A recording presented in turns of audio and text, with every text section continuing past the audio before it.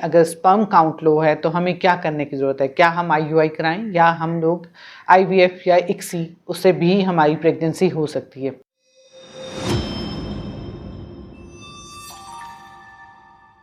अस्सलाम वालेकुम, मैं प्रोफेसर आलिया बशीर हूँ और मैं doctor Sajjad Australian concept centre Garden Town branch पे गायनी की प्रैक्टिस करती हूँ। एक कॉमन सवाल जो लोगों का अक्सर उनके दिमाग में आता है जब वो हमारे पास आते हैं या वो वैसे सवाल करते हैं कि हमें अगर स्पर्म काउंट लो है तो हमें क्या करने की ज़रूरत है? क्या हम आईयूआई कराएं या हम लोग आईवीएफ या इक्सी, उससे भी हमारी प्रेगनेंसी हो सकती है।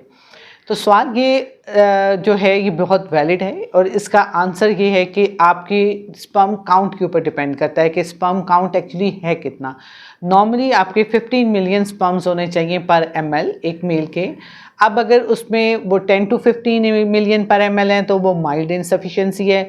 अगर वो 5 to 10 है तो मॉडरेट, 5 से कम है तो स्पीयर, और उसके बाद अगर वो लेस देन 1 है तो वेरी स्पीयर लो स्पर्म काउंट है और जिसको हम ओलिगोस्पर्मिया भी कहते हैं। अब जो पेशेंट आपके माइल्ड से मॉडरेट की कैटेगरी में आते हैं उनमें आईयूआई का तरीका भी इस्तेमाल किया जा सकता है और उसमें सक्सेस के चांसेस आम साइकिल के निस्बत 10 to 15% होते हैं।